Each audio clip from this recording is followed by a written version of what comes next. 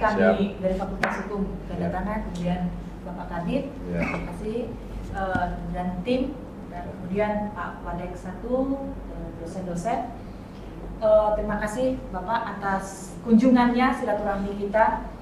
Sebenarnya ini yang forum resminya. Kalau nggak resminya kita sudah ada kegiatan, sudah bertemu. Ada dosen kita jadi saksi ahlinya, kemudian di kegiatan-kegiatan lainnya juga kita sudah ada pertemuan. Dengan menanggapi kata Pak Wadek, betul sekali Pak, kita pasti akan banyak nih bersinergi ya. Untuk tema hari ini kita cerita soal demokrasi untuk persiapan pemilu berikutnya. Sebagai informasi, kalau di UBB ini kita punya ada 11.000 mahasiswa. 11.000 itu ditambah 400, kurang lebih 400 pegawai dan dosen. Itu semuanya sudah berhak untuk memilih dan dipilih sebenarnya, memilih dan dipilih. Artinya keterlibatan kampus ya pasti besar sekali di sini ya. Seperti itu. Jadi kalau untuk kegiatan selanjutnya ya untuk kegiatan ya salah satu yang minimal ya Bawaslu untuk sosialisasi, untuk kami juga turun memohon bantuan atau kami yang ke Bawaslu itu sangat berduka sekali. Arahan memang itu sangat penting. Di Fakultas Hukum kita ada mahasiswanya ada 1.100. Fakultas Hukum saja 1.100. Dan itu semua bisa digerakkan untuk terlibat langsung dalam kegiatan pemiluan dan atau perdemokrasian kita sekarang ini. Sekarang ini apalagi kita cerita soal pemilih pemula itu kemungkinan besar itu paling banyak di kampus. Karena mereka baru umur 17 masuk 17 ya, itu masuk ke kampusnya seperti itu. Jadi semoga dengan pertemuan yang seru ini, yang hebat ini, kita bisa lebih bersinergi lagi. Demikian terima kasih. Selanjutnya dari silakan dari kawan-kawan Bawaslu, Pak Ketua. Makasih Pak Wadek. Bismillahirrahmanirrahim. Assalamualaikum warahmatullahi wabarakatuh. Assalamualaikum. Shalom, swastiastu, namo buddhaya, salam kebajikan. Saya Pak Oscar, Pak, izin mungkin sudah pernah tahu tapi belum pernah bertatap muka. Saya Oscar ya. Ketua Bawaslu Provinsi Kepulauan Belitung, didampingi Pak Kordif, Pak Novrian, ya, ini Kordif penanganan pelanggaran. Ini strikernya kita. Kalau di masa tahapan, didampingi Pak Kabak Yaumil dan teman-teman sekretariat. Pertama-tama kami mengucapkan banyak terima kasih atas penerimaan dari Udekan, Ujen, dan teman-teman Fakultas Hukum Universitas Bangka Belitung. Ya, sebagaimana kami sampaikan ya, kemarin kami sudah menyurati ingin bersilaturahmi ya, sekalian audiensi terkait beberapa rencana kegiatan kita ya di masa non tahapan. Memang kalau Bawaslu ya penyelenggara ini banyak eksisnya di masa tahapan. Tapi kami pastikan kami tetap bekerja dan maksimal di masa non tahapan. Terutama untuk persiapan dalam menyongsong pesta demokrasi yang insya Allah nanti akan diadakan 2029. Nah, di sini kami lebih memantangkan perencanaan, persiapan, dan juga konsolidasi demokrasi ke beberapa pihak seperti yang kami lakukan hari ini. Nah, menyambung apa yang sudah kita diskusikan sebelumnya, ya mungkin ada beberapa hal yang ingin kami tanyakan ya, dan kami mintakan masukan dan saran terkait lembaga kami juga, Bawaslu Provinsi, walaupun yang seperti disampaikan Bu Dekan dan Pak Wadek tadi, secara emosional semuanya sebenarnya sudah terjalin. Kita juga pernah MOU juga dengan Pak Rektor, tapi memang di zamannya Bu Dekannya Bu Jen ya, mungkin baru kali ini Bu kita sempat silaturahmi, tapi kami sering menerima juga teman-teman mahasiswa UBB ya untuk magang, dan kami juga sebagian besar juga di sekretariat kami itu mahasiswa UBB juga ya. Jadi ini ya secara emosional kedekatan kita ya jangan diragukan lagi, tapi ya itu tadi memang harus tetap dijaga ya spirit ini untuk menyamakan visi misi ke depan bagaimana hasil evaluasi dari pelaksanaan pemilu, pileg, pilkada itu ya menjadi lebih sempurna lagi ke depan, menjadi lebih baik lagi. Karena dari kacamata demokrasi itu tidak ada yang titik yang sempurna, langsung sempurna. Selalu ada perbaikan, evaluasi, dan memang ada beberapa kekurangan dalam pelaksanaan pemilu, pileg, dan pilkada kemarin. Dan menjadi anomali juga di Bangka Belitung sebagaimana teman-teman ketahui, Bu Dekan ketahui juga di Bangka Belitung perhelatan pemilu, pileg, dan pilkada khususnya, ya, dinamikanya berbeda dengan daerah-daerah lain. Kita secara luasan nggak terlalu luas juga. Walaupun terdiri dari 2 pulau ya, tapi masih bisa lah kita jangkau. Nah itu memang tantangan tersendiri. Dari jumlah penduduknya kita nggak terlalu banyak. Kalau dibandingkan dengan Bogor, mungkin Bogor itu 4 kali lebih banyak dari Bangka Belitung. Tapi dinamikanya luar biasa. Itu. Nah itu memang harus banyak yang harus kita diskusikan ya. Formula apa sebenarnya? Apa yang terjadi yang menjadi anomali terkait perhelatan pesta demokrasi kemarin di pilkada kota kosong menang. Se-Indonesia cuma di Bangka Belitung yang menang kota kosong. 2 lagi daerahnya, kota dan Kabupaten Bangka. Dan ini juga setelah selesai perhelatan masih ada juga residu-residunya. Dan ini berdampak sekali ya. Kami sebagai penyangga mungkin ya banyak pihak yang tidak ketahui ya, kami juga menjadi sorotan. Banyak yang komplain, Bu. Iya, jadi ini loh hasilnya. Saya bilang, ini kan yang memilih kan masyarakat. Pemimpin ini cerminan dari masyarakat sebenarnya. Walaupun tugas kami ini sebenarnya harus berkolaborasi juga dengan penyelenggara lain, khususnya KPU. Kan KPU itu kan teknis. Dia ada namanya divisi sosialisasi pemilih. Nah itu mereka yang sebenarnya lebih intens ya. Tapi ya nggak apa-apa, kami juga harus membuka diri, harus bareng-bareng lah kita, terutama dengan teman-teman ya akademisi yang bisa mencerahkan. Kami juga bergerak juga Bu di tokoh pemuka agama juga, pemuka adat juga, ke sekolah-sekolah juga. Terkadang tokoh agama itu mungkin lebih didengarkan, apa yang menjadi fatwa mereka, apa yang menjadi dalil mereka disampaikan ke masyarakat. Tapi ternyata efeknya tidak berpengaruh juga, apalagi terkait ya dinamika kita sekarang ya. Jadi dinamika berdemokrasi politik. Sehingga saya rasa kalau kita sendiri pun tidak akan bisa menyelesaikan. Penyelenggara nggak bisa kita gagah-gagahan. Ini tugasnya mengawasi, ini sudah pakem tugasnya Bawaslu, enggak, tapi memang diamanahkan. Memang satu-satunya lembaga yang diamanahkan sebagai pengawas pemilu adalah Bawaslu. Tapi kami tidak bisa bekerja sendiri. Kami mohon banyak dukungan dari banyak pihak yaitu. Dan kami ya ada namanya program juga pendidikan partisipatif, ya pengawasan partisipatif, pendidikan pengawasan partisipatif juga melibatkan banyak pihak juga, sekolah-sekolah juga, komunitas itu juga, dan juga Pak Noprian lebih pada terkait dengan undang-undang perbawaslu ya, penegakan hukum ya, penegakan pelanggaran ya, penegakan pelanggaran administrasi itu juga yang mungkin tidak diketahui oleh masyarakat proses-proses seperti itu. Nah, mungkin di momen inilah di tahapan ya kami ingin memperkaya diri kembali ya terhadap cara pandang ya dari kacamata akademisi seperti apa. Ya, jadi kita melihat konteks mahasiswa sekarang, pemilih pemula seperti apa. Karena jadi evaluasi kami, pemilih pemula ini hanya mencari, maksudnya tidak ada lagi pemilih pemula ini ya, mahasiswa ya, siswa ya, itu yang kritis ya. Mereka cenderung menerima tanpa menyaring informasi. Sehingga namanya zaman, memang ini zaman digitalisasi ya, transformasi informasi yang luar biasa.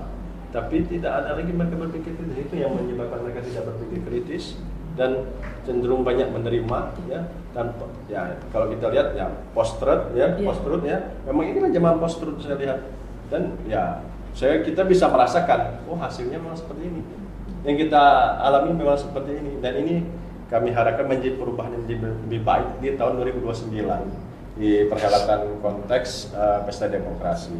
Terus juga mungkin juga ingin saya tanyakan sharing juga Bu Jen dan teman-teman terkait pasca putusan MK 135 ya. Kami ingin, memang bukan ranah kami cuma menjalankan kebijakan ya. Tapi kan ini sharing juga. Jadi nanti kalau ada yang bertanya kami juga bisa sharing juga apa yang disampaikan Bu Jen mungkin di tempat yang lain. sejauh apa mengikat dan bindingnya, final and bindingnya putusan MK untuk dijalankan. Karena ini menjadi pertanyaan banyak pihak. Putusan MK yang menetapkan terjadi pemisahan pemilihan nasional atau pusat dan daerah gitu. Karena ada jeda 2,5 tahun Pak Noprian ya, ada jeda 2,5 tahun yang memisahkan pemilihan tersebut. Jadi kalau kita asumsikan dijalankan penuh putusan MK, berarti tahun 2029 ada pemilu pusat atau nasional, 2,5 tahunnya itu ada lagi pemilihan di DPRD kabupaten, provinsi, kabupaten, kota dan juga pilkada. Itu sepertinya itu ininya. Nah, asumsinya berkembang lagi nih, Ujen. Ada yang mau nanti diperpanjang nih masa jabatan. Ini Dewan yang paling semangat permasa jabatan. Kalau kepala daerah kan sudah ada case bahwa akan terjadi kekosongan. Ada PJ penetapan dari Kemendagri. Nah itu yang mungkin kami pengen pengayaan ya dari kacamata hukum, dan nanti kami bisa jelaskan juga kan berbagai pihak seperti yang akan kami dengarkan dari pihak Fakultas Hukum UGM. Mungkin itu saja, Munjen. Itu mungkin saya langsung to the point karena waktu ini. Tapi kita ini santai tapi serius ya, karena kami ingin mendapatkan sesuatu masukan itu. Karena kami juga ya bertanya itu kalau kita ke pusat kadang-kadang ya beda kepentingan pusat daerah itu kan beda kita kepentingan daerah. Mungkin ada tambahan dari Pak Noprian? Ya, baik, terima kasih Ketua Pak Wadek beserta rekan-rekan dari Fakultas Hukum. Jadi sebenarnya kegiatan kita ini kan kita namakan relasi, Pak Wadek. Artinya ini relasi apa sih? Serasi ya. Serasi ini kepanjangannya silaturahmi, relasi, demokrasi. Nah, artinya dari kata-kata relasi, tentunya kami memandang bahwa UGB itu merupakan salah satu kampus ataupun universitas yang memang masukan-masukan ya dalam hal akademisinya yang sangat kami butuhkan. Nah, menyambung dari apa yang sudah disampaikan Pak Ketua tadi, Pak Wadek, kita kan sering menganggap bahwa pemilu itu, demokrasi itu bukan siapa yang menang, tetapi bagaimana kemenangan itu diperoleh. Nah, artinya kalau kita berbicara bagaimana kemenangan itu diperoleh, tentunya ada prosedural ataupun ada legal standing ataupun ada aturan-aturan yang memang sudah dibuat oleh negara kita dalam bentuk undang-undang ataupun turunannya gitu. Nah, tetapi seringkali kita melihat bahwa banyak masyarakat yang tidak mengetahui, Pak Wakil Dekan, aturan kita ini sebenarnya dia berbeda antara pilkada dengan pemilu. Antara mulai dari proses penanganan pelanggarannya, termasuk dari jumlah substansi masalah harinya itu juga sangat berbeda sekali. Nah, sehingga dari sisi kami sebagai petugas demokrasi seperti disampaikan oleh Pak Ketua, terkadang kita ada kesusahan. Jadi dari sisi kita petugas saja memahami aturan, karena pasukan kita sampai ke tingkat kecamatan, kelurahan, dengan perbedaan-perbedaan atau adanya pemisahan berkaitan dengan regulasi ini kan menjadi salah satu kendala kita juga itu. Nah, kemudian yang kedua, seringkali kita menganggap bahwa demokrasi ini yang dicarinya adalah substansinya, bukan prosedurnya gitu. Nah, artinya di sini kan kita melihat ada dua hal yang harus kita pilih antara kepastian hukum dengan keadilan. Gitu. Sebagai salah satu contoh di dalam undang-undang itu, Pak Ketua, Pak Wadek, undang-undang pilkada itu dia ada menentukan misalnya pemberi dan penerima dihukum yang sama, jumlah hukuman yang sama.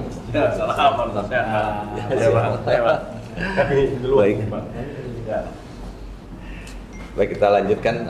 Mungkin poin berikutnya masalah isi dari undang-undang sendiri, Pak Wadek. Nah, terkadang kami ingin meminta ataupun mendengar pandangan dari akademisi, apakah aturan pada hari ini itu sudah memenuhi asas keadilan bagi demokrasi sendiri, atau memang sudah layak dan bisa dilaksanakan untuk pelaksanaan pemilu berikutnya gitu. Mungkin itu dua poin, Pak Ketua, Pak Wadek, yang saya sampaikan. Terima kasih. Assalamualaikum warahmatullahi wabarakatuh. Waalaikumsalam warahmatullahi wabarakatuh. Baik, terima kasih Pak Ketua. Ini kebetulan di sini juga sudah hadir Pak Dr. Rio Armanda, beliau ketua kita juga ya. Armanda kita ya. Nah, kebetulan di sini nih juga kami hadirkan dua orang dosen HTN ya. Fakultas Hukum ini kebetulan ada 4 orang dosen HTN, 1 orangnya Bu Yoko Tani yang sudah senior itu tahun depan udah pensiun, yang satunya lagi studi lanjut Pak Saiful Anwar.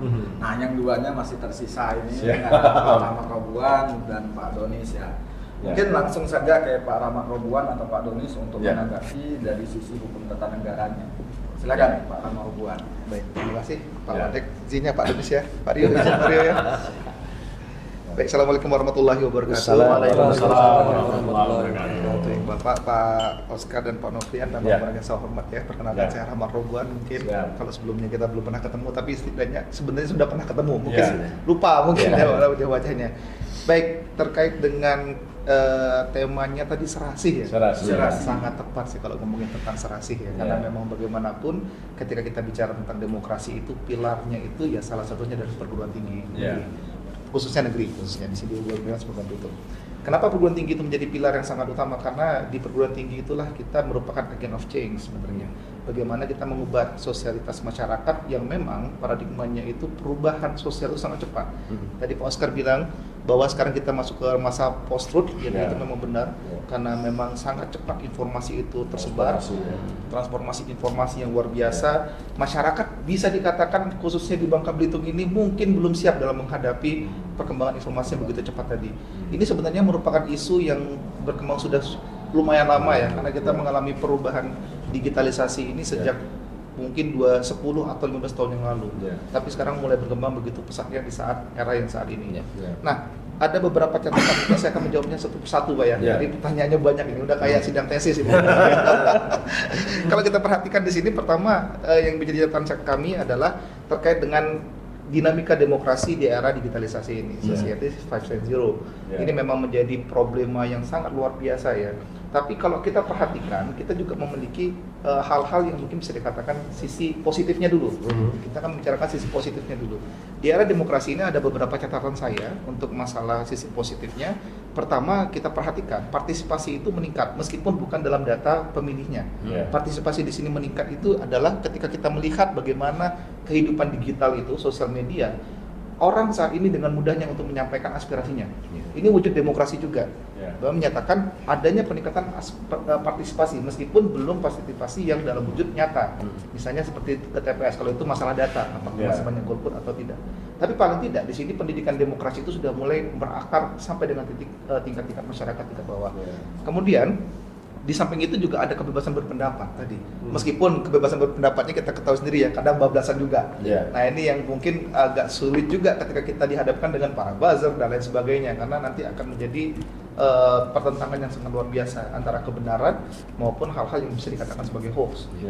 Nah kemudian yang sisi positifnya yang ketiga itu adalah penyebaran informasi Pak. Penyebaran informasi ini mungkin bisa menjadi langkah baik bagi Bawaslu ya, seperti yang kita adakan kegiatan hari ini. Ini kan wujud dari penyebaran informasi ke depannya. Bagaimana nanti kita memanfaatkan teknologi itu untuk menyebarkan informasi yang positif khususnya dalam peningkatan kehidupan berdemokrasi. Kemudian keempat, dalam sisi digitalisasi ini juga kita harus melihat dari sisi transparansinya. Begitu mudahnya transparansi di masyarakat ini terjadi. Hal-hal yang bersifat masih baru, hal-hal mungkin yang kebenarannya belum bisa dikatakan 100%, itu sudah tersebar. Nah tinggal nanti bagaimana kita membangun pola pikir masyarakat untuk memfilternya, atau bagaimana kita bertindak untuk memfilter hal-hal yang mungkin nuansanya belum tentu 100% kebenarannya.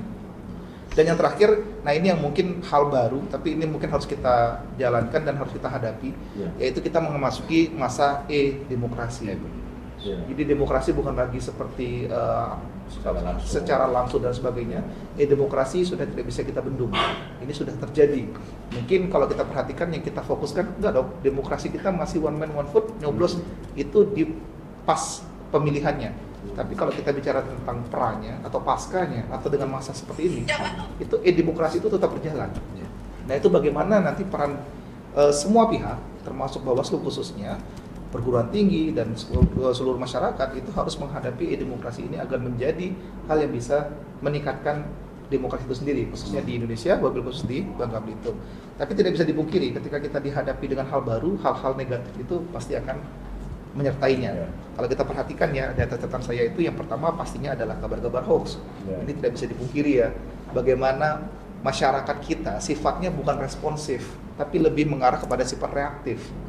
Hal-hal yang bernuansa buruk, bernuansa jelek itu lebih mudah, bahasanya lebih mudah viral bahasanya daripada hal-hal yang baik. Kita bisa perhatikan bagaimana orang bisa terkenal dengan begitu cepat dengan goyang-goyang TikTok. Tapi kalau bagaimana prestasi itu sangat sulit untuk menjadi terkenal. Saya sambil minum. Iya, nggak apa-apa. Siap. Nah ini juga harus menjadi kacamata kuda kita ya, bagaimana nanti kita memandang hal itu memang lurus tanpa melihat hal-hal yang bersifat nuansanya entertainer atau dan lain sebagainya. Jadi harus dipisahkan dulu pola pikirnya. Nah yang kedua adalah polarisasi politik. Tadi Pak Nofrian tadi mengatakan ini memang menjadi hal yang sangat kita antisipasi ya, bagaimana kita membangun peta politik kita itu agar tidak terpolarisasi. Dan yang ketiga itu adalah politik identitas dan ujaran kebencian. Ini juga menurut saya hal yang sangat penting untuk kita antisipasi. Bagaimana ujaran kebencian itu begitu mudah tersebar. Politik identitas juga sangat mudah, karena inilah yang menjadi sejarah kita, catatan sejarah kita, perpecahan bangsa kita karena politik identitas. Ini sangat mudah tersebar. Dan yang keempat itu manipulasi opini publik. Nah, ini yang saya katakan mungkin kita apa sih buzzer dan lain sebagainya, kita nggak bisa melihatnya secara nyata. Tapi kalau kita melihat realitanya di sosial media, buzzer itu nyata. Dan memang ada buzzer itu. Bagaimana opini publik itu termanipulasi dan bagaimana akhirnya publik menyatakan hal yang salah itu justru menjadi sebuah kebenaran di publiknya. Demokrasi itu bukan bicara tentang hal yang benar secara mutlak. Demokrasi adalah bicara tentang kebenaran dalam bahasa publik. Di mana menurut masyarakat itu yang benar, maka itulah kebenaran demokrasi. Beda dengan hukum, tapal kuda kalau hukum.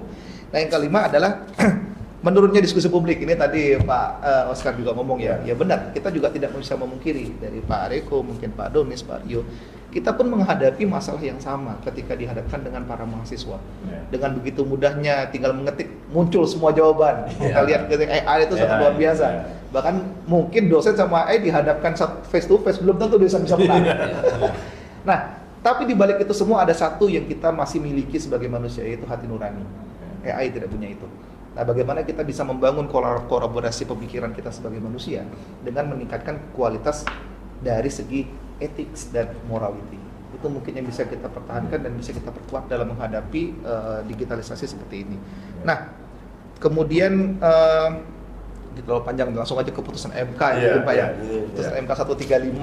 Nah, ini mungkin sharing ya Pak ya. Saya dari kacamata pencerahan. Oke, dari kacamata hukum tata negara, memang kalau kita perhatikan, MK memutuskan itu harus melihat daripada konstitusi, undang-undang dasar. Kalau kita perhatikan dalam undang-undang dasar kita itu, mohon maaf nih bukan mengajari Pak ya, jadi saya mengulas saja. Memang ada dualisme dalam pesta demokrasi, dalam hal ini pemilihan umum. Kalau kita perhatikan di dalam pasal 18 ayat 4 Undang-Undang Dasar itu dikatakan bahwa kepala daerah itu, bupati, gubernur, wali kota dipilih secara demokrasi. Tapi kalau kita perhatikan 18 ayat 5-nya, DPRD dipilih secara pemilu. Nah, ini agak menarik nih. 18 ayat 4 dan 18 ayat 5. Keseluruhan itu nanti kita lihat di presiden itu nanti dipilihnya melalui pemilihan umum juga, pasal 6-nya, kemudian 19 atau 20 itu DPR-nya, DPD 22D-nya. Nah, nanti di dalam satu sinkron di pasal 22E ayat 2. Nah, itu disebutkan bahwa pemilihan umum itu untuk memilih presiden, wapres, DPR, DPD, dan DPRD. Saya pun melihat kacamata MK dalam memperhatikan pemisahan pemilihan umum daerah dan nasional ini juga sedikit ada sisi inkonstitusional juga. Pertama inkonstitusional, kedua inkonsistensi. Karena memang kalau kita perhatikan yang di sini dibedakan adalah pemilihan umum kepala daerah. Jelas disebutkan secara demokrasi. Kalau DPRD masuk dalam rezim pemilihan umum. Dia selalu mengatakan antara pemilu dan demokrasi ini dua hal yang berbeda. Pemilu itu bisa dikatakan spesialisnya, sedangkan demokrasi itu genusnya.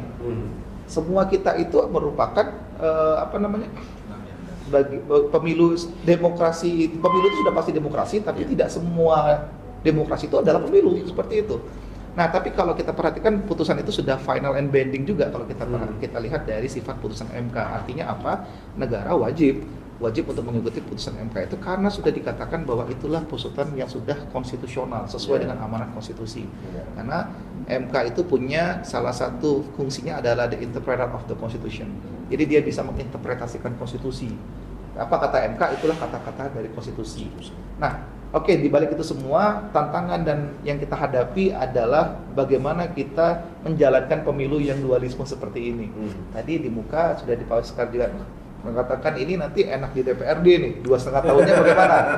Apakah nanti pakai PJ? Wah, ini sejarah dunia tidak pernah melihat PJ di DPRD.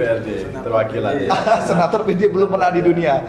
Tapi itu aneh juga kalau nanti sampai DPRD itu ada PJ-nya. Mungkin saya akan mengatakan bisa atau tidak hal itu terjadi. Kembali kalau kita perhatikan, pemerintahan daerah itu bukan pemilik kekuasaan, itu dulu. Ya. Dalam konsep negara kesatuan itu harus ada integrasi antara pusat dan daerah. Daerah itu bukan merupakan suatu kekuasaan, tapi merupakan pelimpahan kekuasaan dari pusat ke daerah. Artinya kalau kita perhatikan, ritme kekuasaan itu berada di pusat, bukan di daerah. Sehingga nanti apakah kebijakan-kebijakan yang terjadi di pusat, khususnya di presiden sebagai pengelola eksekutif, dan Pemda itu juga menjalankan undang-undang konsepnya. Nanti bagaimana kebijakannya? Apakah nanti akan ada PJ DPRD atau nanti akan menjadi diisi oleh anggota-anggota DPRD yang nanti ditentukan oleh presiden? Sejarah kita mencatat Badan Konstituante itu pernah dibuat oleh Soekarno dalam dekret presiden, itu membubarkan MPR dan DPR. Di Badan Konstituante juga dibubarkan pada masa Soekarno dan diganti oleh sepihak pada masa demokrasi terpimpin dengan MPR-GR dan DPR-GR. Itu pernah terjadi di sejarah bangsa Indonesia. Tapi apakah sejarah itu terulang di rezim saat ini dalam konteks pemilihan pemilihan di tingkat daerah? Itu walau-walam, saya kurang bisa menjawabnya. Tapi itu bisa menjadi opsi. Mungkin itu yang bisa saya sampaikan, Pak. Maksud terima kasih. Assalamualaikum warahmatullahi wabarakatuh. Waalaikumsalam warahmatullahi wabarakatuh. Silakan Pak Tony mau menambahkan? Ya, baik, terima kasih atas kesempatannya. Jadi ini berhubung Pak Robon sudah menjelaskan cukup banyak mengenai gambaran tentang demokrasi, maka saya akan mencoba untuk meneruskan dari sisi beberapa keresahan yang disampaikan oleh Bawaslu. Terutama di sini saya mendapatkan 4 poin. Yang pertama itu bagaimana memperkuat peran Bawaslu dalam pengawasan demokrasi ke depannya. Impact dari putusan Mahkamah Konstitusi 135 ini ya, yang mempersoalkan tentang keserentakan antara pemilu dan pilkada ini harus dipisahkan seperti itu. Kemudian bagaimana menyikapi putusan Mahkamah Konstitusi ini, dan tadi juga disampaikan oleh Pak Frian ya sebagai Pak Kordif ya Pak ya, izin ya. Nah di sini menyikapi keresahan dalam undang-undang pemilu atau pilkada sendiri dari segi sisi masyarakat itu dalam melakukan perannya untuk mengawasi itu enggan atau takut, karena baik sisi penerima dan pemberi itu juga sama-sama berpotensi terkena pidana, seperti itu ya bahasa singkat saya. Jadi kalau saya menyikapi ini Pak, yang pertama mengenai penguatan peran Bawaslu sejak adanya putusan Mahkamah Konstitusi 135 ini sebenarnya merupakan peluang besar bagi Bawaslu untuk menyuarakan mengenai keresahan yang terjadi ketika Bawaslu melakukan proses pengawasan di tingkat tahap pemuktahiran daftar pemilu, tahap pencalonan, tahap kampanye dalam satu tarikan nafas kodifikasi undang-undang. Nah, itu. Di sisi lain ini ada jeda 2,5 tahun, 2 sampai 2,5 tahun. Artinya Bawaslu tidak cenderung untuk tergesa-gesa.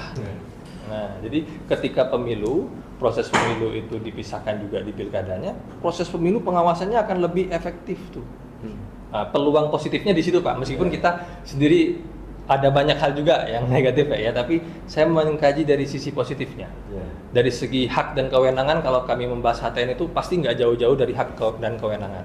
Maka kewenangan Bawaslu di situ perlu diperkuat dalam hal pengawasan, dan di situ ada peluang untuk keluasan Bawaslu sendiri untuk melakukan pengawasan di situ. Jadi kalau pandangan saya nggak skeptis terhadap demokrasi ini, menurut saya sendiri itu merupakan sebuah kemajuan dalam berdemokrasi sebenarnya. Nah, terlepas dari impact-nya, yaitu mungkin bagaimana nanti apakah ada PJ dalam DPR tadi Pak ya. Jadi saya terlepas dari itu, saya fokusnya ke Bawaslu. Nah itu peluang. Dan terus di sini jika kita mengkaji lebih lanjut tadi terkait hak masyarakat untuk membantu mengawasi pemilu, ini juga bisa dibenahi. Nah, kalau saya sendiri itu pernah meneliti juga tuh di tesis saya itu terkait peran sentra Gakumdu di Bantul yang pada saat 2019. Nah, bagaimana dinamika penegakan hukumnya kewenangan Sentra Gakumdu itu menurut saya masih sering votingnya, karena di sana ada peran kejaksaan, ada kepolisian, ada juga Bawaslu di situ. Bagaimana itu melanjutkan laporan yang ditemukan oleh masyarakat, mereka pun takut Pak itu. Saya wawancara satu persatu itu. Nah, Bawaslu-nya, jaksanya, mereka pun takut. Takutnya dalam artian ya pasalnya itu bisa menjerat mereka gitu.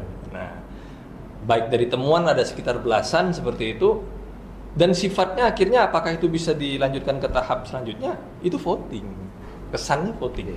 Nah, kalau misalnya jaksa bilang itu belum bisa dikatakan sebagai alat bukti, polisi bilang iya, Bawaslu bilang juga enggak, misalnya ya itu berhenti di situ. Nah, jadi tidak ada kepastian hukum. Kalau kepastian hukum dibenturkan dengan keadilan. Nah, peluangnya ada dari putusan MK ini. Bagaimana nanti perannya Bawaslu berkolaborasi dengan DPR khususnya untuk menyuarakan ini agar proses kodifikasi hukum dalam hal undang-undang pemilu dan pilkada ini bisa satu tarikan nafas. Itu Pak. Nah, kemudian menyikapi lagi ini kan pesta pemilu ini kan dirasakan oleh masyarakat juga Pak. Saya sering kali menjelaskan kepada mahasiswa, kalian harus peduli ya. Karena bagaimanapun keadilan pemilu ini merupakan tonggak utama, dan Bawaslu ini memiliki peran yang sentral dalam mensukseskan pemilihan baik itu di tingkat nasional ataupun daerah, untuk memastikan hak-hak kita itu agar tidak dilanggar seperti itu. Barangkali seperti itu Pak kalau dari saya. Ya. Terima kasih Pak Ramadhan dan Pak Donis. Mungkin sebelum masuk ke Pak Rio, saya akan memberikan kesempatan kepada kawan-kawan Bawaslu untuk menyampaikan apa yang sudah bisa, menanggapi apa yang sudah disampaikan oleh presentasi dari Pak. Silakan. Ya, mungkin akan menanggapi, hanya kami mengucapkan mungkin kita sharing diskusi ya, aja. Menanggapi saya kira ini sudah clear semua dijelasin Pak Wadek tadi. Tapi memang ada beberapa hal yang mungkin kita kalau berbicara secara normatifnya enak. Iya. Saat balik lagi ke politis, aduh, kaca. Maksudnya bukan kaca apa ya? Banyak pertimbangan-pertimbangan. Apalagi kan sempat digaungkan kemarin tidak ada lagi pilkada langsung. Semua pemilihan ke DPRD. Jadi di close karena itu ya tidak kondusif lah dengan hal seperti itu, dan akan memicu banyak kepedulian ya masyarakat, terutama penggiat pemilu, penggiat demokrasi paling tidak setuju, dan saya rasa masyarakat juga sangat tidak setuju. Saya optimis akan tetap ada pilkada langsung. Nah, tapi memang terkait dengan timeline ya, metode apa pencegahan, pengawasan apa yang kami lakukan, ya mungkin ada beberapa perubahan terutama terkait dengan tindak pidana hukum pemilu tadi. Perlakuan yang berbeda antara pemilu, pileg dengan pilkada. Seperti yang disampaikan oleh Pak Noprian, banyak sekali sebenarnya ada laporan, tapi mereka enggan. Kenapa? Seperti ya tadi. Nah ini bawa saya, net saya terjeratnya, jadi urung mereka. Sebenarnya jadi, tapi kawan-kawan di, ya saya tidak menuntut teman-teman di kita juga menganjurkan, misalnya ada yang menganjur jangan kayak gitu kan ya. Ya tapi hal-hal seperti ini memang kami selalu menyampaikan informasi, menyampaikan sosialisasi ke masyarakat. Kami melindungi sebenarnya pelapor itu. Tidak serta merta ya, tapi itu tadi secara hukum pemilunya ya memang harus ada perubahan sebenarnya.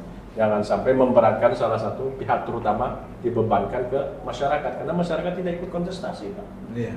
Masyarakat itulah pemegang kedaulatan tertinggi. Masa mereka juga yang dijadikan ya akibat dari hukum itu sendiri. Tapi itu tadi belajar dari pengalaman kami ya.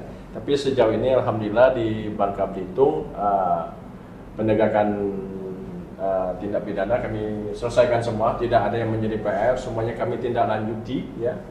Seperti yang disampaikan oleh Bapak-bapak dosen, memang pada putusannya nanti memang tetap tiga lembaga ini yang memutuskan, walaupun leadnya tetap Bawaslu. Tapi Bawaslu kan tidak punya ini juga, harus ada pandangan hukum juga. Makanya kami juga kalau ini jadi clear kan, memang berarti bukan menjadi momok bagi kami Bawaslu tidak tegas, Bawaslu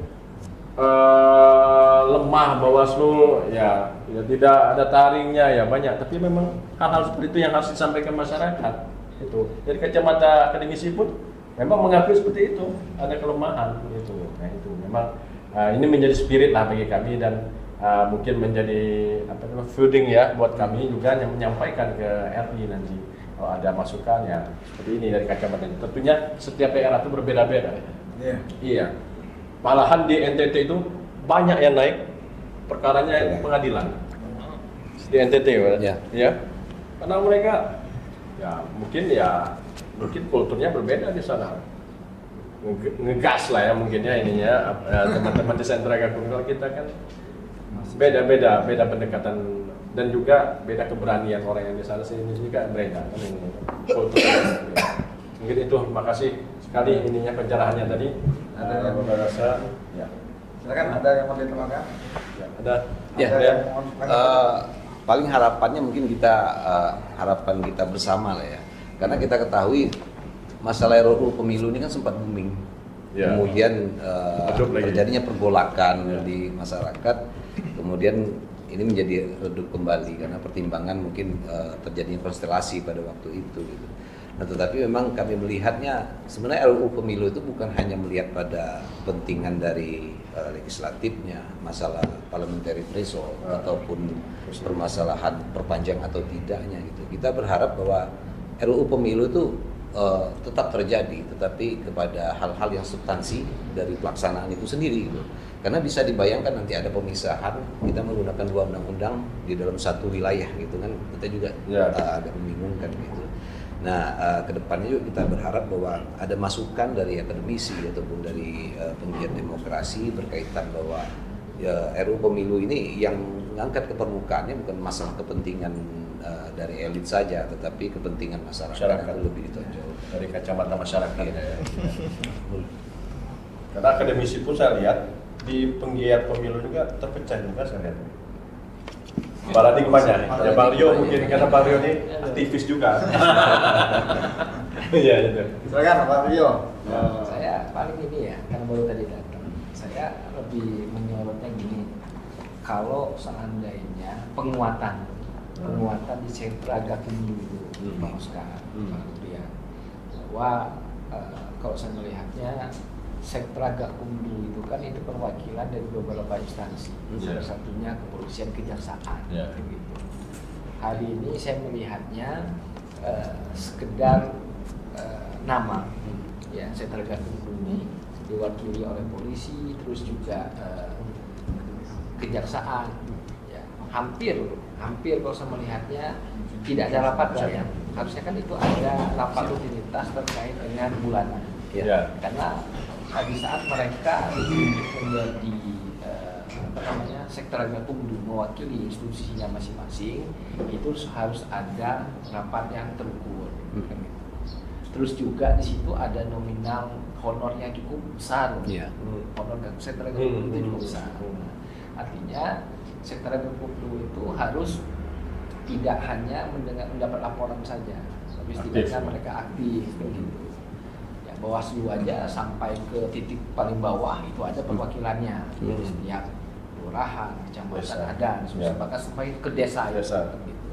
Harapan saya ke depan penguatannya sektor Gakumdu itu, ya kalau kita melihat misalnya kecurangan banyak sebenarnya, cuma tidak muncul, ada hilang di tempat, tidak mau jadi saksi, proses dan sebagainya itu mereka itu. Nah, akhirnya perluasan daripada sektor Gakumdu ini harus aktif.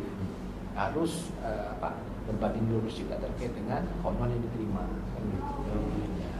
Nanti jangan sampai ada beberapa sentra Gakumdu ya, kabupaten kota ada yang datang hanya kepolisian saja, ya kejaksaannya tidak hadir, ada yang kejaksaannya hadir tetapi kepolisian saja yang hadir, tetapi honornya utang dan sebagainya. Nah, honor cukup besar gitu. Nah, terus juga pengawasan itu sangat penting ya, khususnya dilakukan oleh Bawaslu. Kenapa masalah kepemiluan kita ini sangat kompleks seperti itu.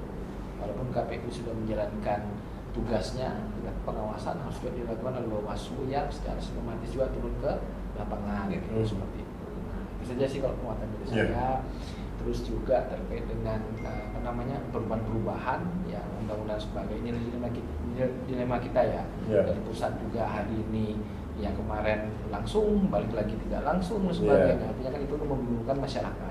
Mau dibawa kemana negara kita ini gitu. Masa mau membahas yang gitu-gitu saja kan gitu. Artinya ada kepentingan elit yang di atas sana itu yang sangat berkepentingan seperti itu. Ada pemilihan DPRD, ada langsung dan sebagainya kan. Itu kan cukup memberikan gambaran masyarakat kita.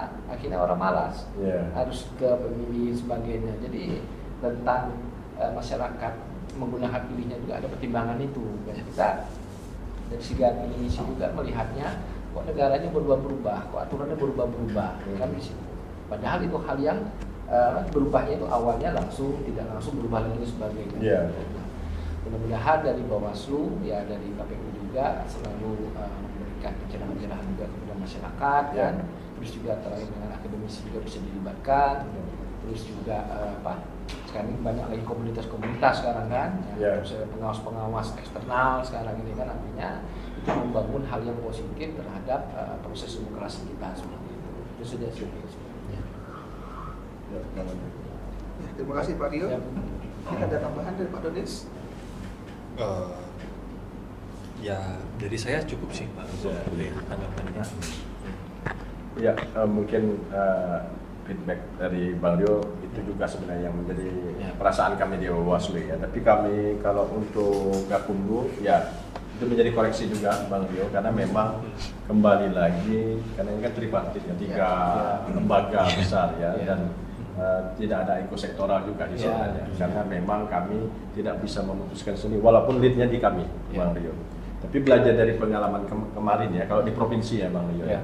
Kalau di provinsi semua kemarin kebetulan beliau yang menjadi koordinatornya untuk Sentra Gakumdu ya, yang membawahi kepolisian, teman-teman kepolisian dan kejaksaan.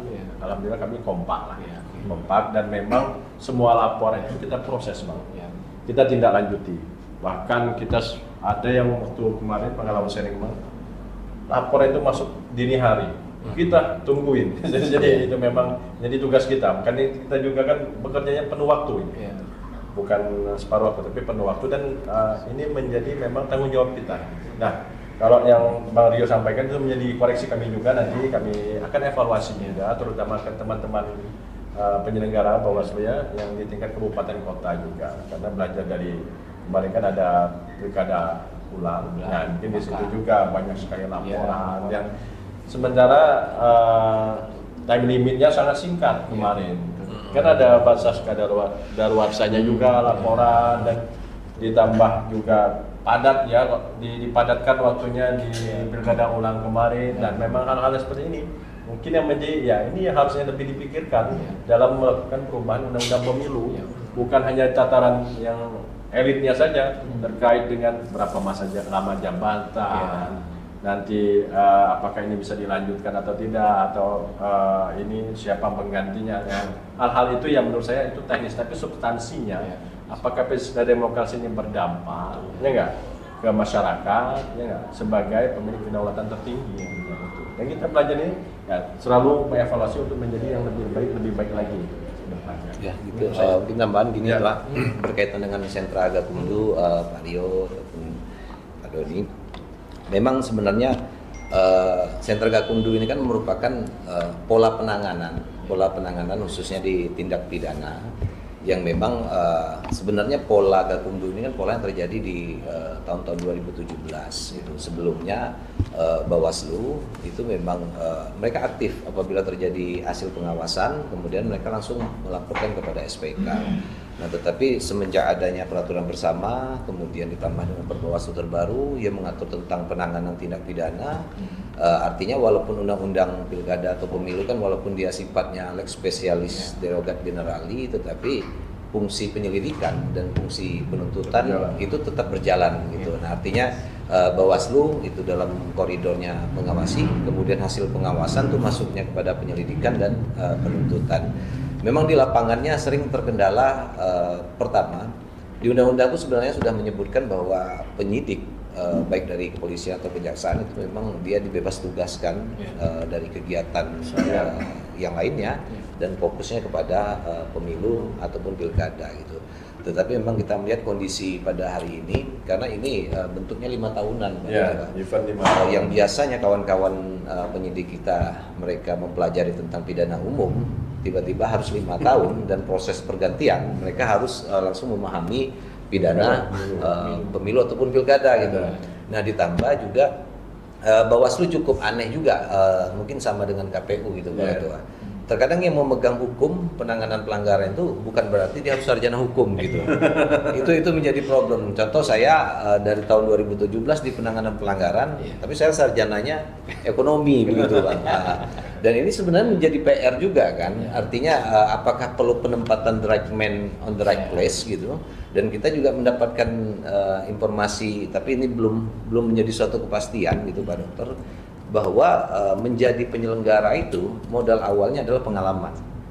Nah kalau sebelumnya kan pengalaman itu tidak menjadi hitungan seseorang itu menjadi komisioner atau tidak gitu. Nah ke depan ada kabar-kabar angin yang kita dapatkan menjadi penyelenggara berikutnya minimal dia harus menjadi penyelenggara tingkat sebelumnya gitu. Misalnya untuk provinsi dia harus menjadi penyelenggara 1 periode, kemudian di tingkat kabupaten minimal dia menjadi penyelenggara jenjang bawahnya. Nah ini kan mungkin salah satu upaya untuk masalah meningkatkan pemahaman gitu. Karena memang logikanya begini Bang Rio, kawan-kawan kejaksaan di penuntutan, kawan-kawan kepolisian di penyelidikan, kemudian kita di pengawasan gitu. Kasus apapun kalau naik, tapi kalau penuntutannya itu menyatakan tidak terjadi pelanggaran, artinya berkas itu tetap balik juga gitu. Malahan saya lebih senangnya kenapa nggak sentra gakumdu langsung pengadilan aja dimasukkan gitu. Jadi langsung putusan kayak model tilang ya, langsung putusan langsung ini kan enak gitu. Karena memang dinamika kita masalah jumlah hari. Jadi terkadang kita menyelidik itu sudah kayak model kawan-kawan itu meneliti suatu pelanggaran, temuan atau laporan itu sudah melebihi dari penyidik di kepolisian. Penyidik kepolisian mungkin dia melakukan penyelidikan itu jumlah hari kerjanya banyak gitu. Sedangkan kita cuma 3 plus 2. Waktu 3 hari untuk membuktikan. Nah, artinya bisa dikatakan masak juga belum tentu masak, apalagi kasusnya kan rumit nih. Berkaitan dengan masalah money politik, kemudian menentukan unsur dan lain sebagainya. Artinya tidak mudah untuk memenjarakan orang yang berkaitan dengan uang 100.000 gitu. Terkadang uang 100.000 dengan penjara minimal 3 tahun. Karena persoalan undang-undang juga kan berbeda. Pemilu itu menerapkan pidana maksimal, di pilkada itu menerapkan pidana minimal gitu. Jadi kita paling sering menemukan bahwa pidana di pilkada itu lebih strength, lebih keras dibandingkan pidana pemilunya gitu. Nah artinya terkadang seperti yang saya sampaikan tadi, ini satu sisi kita berbicara masalah kepastian hukum, bahwa ada orang yang menerima uang itu dihukum 3 tahun. Tapi satu sisi yang diterima dia 100.000 gitu. Dari sisi keadilan substansi kita, apakah 100.000 ini itu berbanding dengan jumlah tahun yang harus didapatkan dia gitu di penjara gitu. Nah artinya ini suatu persimpangan yang memang terkadang menuntut kita berpikir, ya ini pantas atau tidak untuk ditegakkan. Mungkin begitu dinamikanya. Hukum itu kemanusiaan yang kami Pak. Ini kadang-kadang teman-teman sentra itu ada ya nggak teganya juga ada, tapi kan memang kepastian hukum. Kepastian hukum, tapi dituntut juga kepastian hukum. Makanya kami sangat pelan, hati-hati. Bukan untuk tidak peduli atau tidak mau memproses, tapi hati-hati sekali karena ini menyangkut masyarakat. Masyarakat bukan yang berkontestasi. Itu nah mungkin hal-hal kayak ini yang bisa apalagi ruang penafsiran dalam undang-undang pilkada pemilu itu sangat luas sekali gitu, menentukan dengan sengaja saja banyak pertentangan. Masyarakat gitu, di luar itu menujunya ke Bawaslu. Iya. Ya, mereka tidak melihat kepolisian, tidak melihat kejaksaan. Jadi di saat sudah acaranya pemilihan pilkada, taunya Bawaslu. Kan gitu. Seandainya di kecamatan ini misalnya ada pelanggaran, itu Bawaslu kecamatan nggak jalan, di kotanya tidak jalan, di provinsi tidak jalan, melihatnya seperti itu, kan gitu. Orang nggak melihat kejaksaan atau ke kepolisian. Kepolisian. Kejaksaan normal hanya di Sentra Gakumdu. Hari ini pun masyarakat kita itu pun Tahunya banyak tidak tahunya bahwa tentang ada ada kepolisian. Sentra Gakumdu. Orang tahunya Bawaslu. Ya. Nah, artinya Bawaslu tingkat sampai ke desa pun kecamatan ini harus turun. Benar. Terkait keberadaan Sentra Gakumdu. Memaksimalkan. Kan gitu. Karena orang melihat Bawaslu ini hanya kedudukannya saja sebagai pengawas pemilu. Jadi saat ada pelanggaran, walaupun 100.000, artinya orang akan menganggap Bawaslunya tidak jalan. Tidak jalan. Tidak jalan, Iya. tidak turun ke lapangan. Padahal sudah sedemikian rupa Iya, ya, kan? iya. Pagi, siang, malam 24 Iya. jam kayak gitu kan, itu menurut saya. Iya. Bahkan kadang ada juga Mario atau rekan, kadang masalah kasus perceraian karena pilihannya berbeda, itu bisa saja melaporkan kepada Bawaslu. Ya. Atau kadang kasus dia berantem di warung kopi karena beda pilihan, itu melaporkan ke Bawaslu gitu, karena ada kaitannya. Gitu. Jadi pada intinya kalau di Bangka Belitung Kondusif. ya kondusif kita, dan tingkat kerawanannya ya walaupun sedang ya tetap kita antisipasi. Ada tahapan-tahapan yang memang agak rawan, misalnya kampanye, masa tenang. Dan itu terbukti semua. Dan itu sudah saya sampaikan ya ke jajaran memang di masa-masa rawan ini lah. Kalau untuk misalnya masalah identitas, terjadi pengurangan terkait isu identitas SARA itu. Kemarin juga ya alhamdulillah ya, berarti ada perbaikan. Nah, mungkin yang agak abu-abu juga terkait netralitas. Nah, netralitas ini juga iya. Karena di lingkup mana yang mereka netral kan? Ya. Karena ada misalnya ya sharing juga, apakah ASN boleh boleh melihat kampanye, hadir di tempat kampanye? Ternyata boleh. Hanya untuk mendengarkan itu boleh sebenarnya. Menghadiri, mendengar. Menghadiri bisa boleh. Tapi kan diasumsikan tidak netral. Balik lagi nanti kan, Bawaslunya nggak tegas itu adanya. Tapi kita lihat dulu ini niatannya apa, itu loh. Tapi kalau sengaja atau apa dengan, nah kalau modus-modus kita sangat paham sebenarnya, ya dengan modus-modus. Tapi ya itu tadi batasan abu-abunya itu, itu yang agak susah kita menjerat ya, misalnya netralitas ya. Dan terkadang selesai di kita, tapi di pemangku kebijakan di atas itu nggak jalan-jalan juga. Misalnya kan dulu ada KSN ya. Nah, itu kan nggak clear juga rupanya. Tapi di case yang lain, tempat lain, wah itu tegas sampai di penurunan pangkat. Itu paling ini ya Pak, ya memang ini menjadi perhatian juga di Bawaslu. Kalau terkait dengan modus-modus, peta-peta kerawanan, saya yakinlah Bawaslu provinsi sampai ke bawah itu sudah tahu kan. Mungkin salah satunya kalau misal pemilihan, ya sudah ada koordinatornya, satu orang misalnya untuk di kecamatan, itulah tukang bagi duitnya, gitu kan. Itu mungkin sudah tahu Bawaslu sebagai peta-peta gitu, termasuk yang isu SARA dan sebagainya tadi. Nah, karena itu setiap kabupaten kota provinsi selalu dimainkan gitu kan, sampai ayat apa lagi gitu kan. Nah, terus juga mungkin beda-beda tipis tadi Bang, terkait dengan ASN tadi, hanya sebagainya. Kalau di kita ini kebanyakan juga inspektoratnya, mohon maaf ya, agak kurang jalan juga terkait dengan yang ASN dan sebagainya tadi kan. Beda dengan daerah-daerah yang lain, provinsi yang lain tegas itu kan. Ini mungkin dari Bawaslu juga, ya memang mungkin sudah jalan ya, jalan dan sebagainya. Cuma paling dari inspektoratnya. Kadang-kadang kita memberikan rekomendasi itu tidak dijalankan. Malahan ada ini case ini, diberikan penghargaan itu, dinaikkan ini jabatannya. Karena ada itu saya di Bangka Belitung. Tapi kita sudah merekomendasikan. Orang sering memahaminya kan bahwa Bawaslu sebagai lembaga yang menghukum, padahal untuk kayak model ASN kita bukan lembaga yang menghukum. Kita merekomendasikan bahwa terjadi dugaan ketidaknetralan ASN dan kita serahkan pada inspektorat. Nah sebenarnya harusnya inspektorat ataupun KSN ataupun lembaga yang menaungi dia memeriksa kembali kira-kira berdasarkan aturan mereka apa nih yang dilanggar gitu, bukan menunggu Bawaslu untuk memberikan ini hukumannya apa gitu, karena kita di dalam Perbawaslu kita tidak ada untuk mengatur jenis-jenis hukumannya apa terhadap ASN yang tidak netral gitu. pengawasan. Iya, kita hanya menemukan ataupun Terus mendapatkan memberikan laporan, merekomendasi gitu. Rekomendasi. Dan kami juga gini, karena ada keterbatasan itu, makanya kami ditanya ini apa, wartawan kan nanya ke kita. Jadi kembali lagi ke lembaga yang menaunginya, siapa misalnya pejabat tertingginya itu sekda, ya penting ke sekda untuk memberikan punishmentnya seperti apa. Kan ada orang sebagian orang menyebutkan bahwa Bawaslu itu lembaga eksekutornya paling banyak Pak. Kalau pengadilan kan cuma kejaksaan. Tapi kalau di Bawaslu ada KPID, kalau penyiarannya yang tukang eksekusi, ada inspektorat ataupun ada pihak-pihak lain gitu.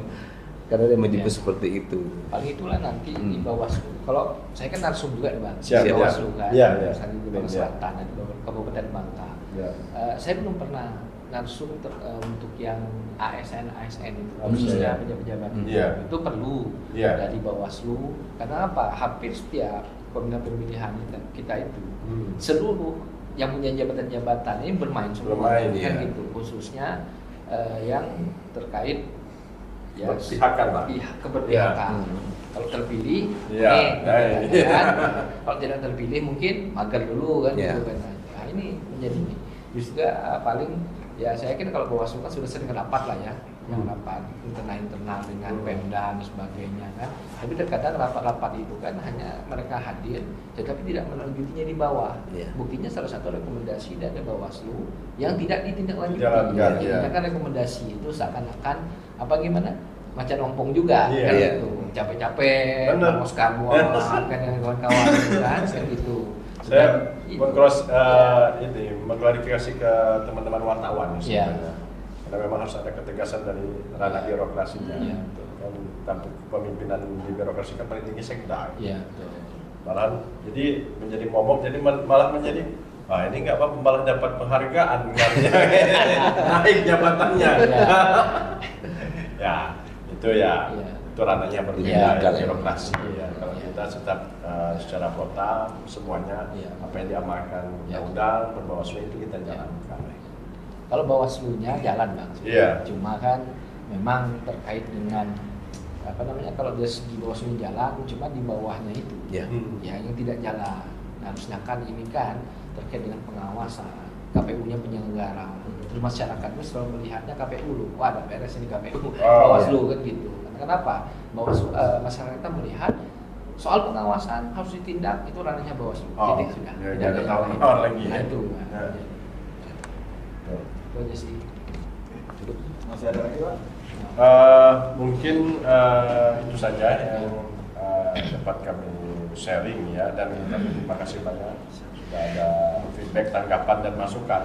Saya rasa ini sangat penting bagi kami juga, dan biasanya kami dimintai juga daripada masalah, tapi juga ada pola solusinya seperti apa yang teman-teman sampaikan, teman-teman akademisi sampai ini, insya Allah akan kami sampaikan kembali ya ke pimpinan kami di Bawaslu RI, walaupun mereka juga hal-hal seperti ini kan harus di input semua, karena beda wilayah mungkin beda juga, cara penanganan anggarannya beda, cara pendekatannya juga beda, ya namanya ilmu sosial ya, nggak ada yang saklek ini. Dan kami sangat berterima kasih Pak Wadek atas waktunya, dan insya Allah ini bukan silaturahmi yang terakhir juga, mungkin nanti ke depan juga kita nanti akan gagas lagi kegiatan-kegiatan bersama teman-teman, khususnya di Fakultas Hukum UPB ya, terutama untuk memberikan pencerahan dan pengayaan terkait isu-isu atau dinamika di Indonesia terkini lah. Nanti terlebih misalnya dengan konteks Bangka Belitung sekarang, ada juga yang nanya nih dinamika sekarang ya. Ini bukan anak kami sebenarnya. Ya, yang terjadi Jadi pengamat politik. Ya, jadi kalau kita berpendapat secara pribadi nanti dibilang, ini bahwa Anda mewakili Bawaslu kan ya. Nah, mungkin nanti kami akan kontak secara personal juga, ya nggak? Jangan sungkan kalau kami kontak juga, Bapak-bapak, teman-teman. Terima kasih sekali lagi Pak Wadek. Kami nantikan juga kalau mau berkunjung, monggo silaturahmi. Kami sangat terbuka juga berdiskusi ya. Mungkin juga nanti kalau memang ini kita melibatkan partai politik juga. Ya nggak? Di Polda Gri, Iya. Kesbangpol ya. Kesbangpol juga. ya dari pemerintahan ya. Mungkin itu saja yang dapat saya sampaikan. Ada teman? Cukup itu. Terima kasih Pak Wadek. Baik, terima kasih Pak Ketua. Ya. Pada intinya kalau tanggapan secara keseluruhan dari Fakultas Hukum, apapun sinergi ya, serasi ya, Iya, serasi. apapun program serasi dari Bawaslu, Fakultas Hukum akan menyambut dengan baik, dengan tangan terbuka. Dan bahkan Fakultas Hukum kita ini tidak hanya dengan Bawaslu ya, bersama dengan KPU terkait masalah pemilu, ini selalu kita melakukan kolaborasi. Harapannya memang ke depan ini sinergisitas antara Fakultas Hukum dengan penyelenggara pemilu khususnya Bawaslu ini bisa kita tingkatkan lebih baik lagi dalam menghadapi pemilu khususnya yang di 2029. Terima kasih kami ucapkan kepada kawan-kawan dari Bawaslu. Inilah adanya, mudah-mudahan bisa jangan dianggap negatif, cuma ini seadanya di tengah-tengah efisiensi Pak. Mungkin itu, terima kasih kawan-kawan yang di belakang. Saya tutup, saya akhiri. Assalamualaikum, selamat siang, salam sejahtera bagi kita semua. Waalaikumsalam.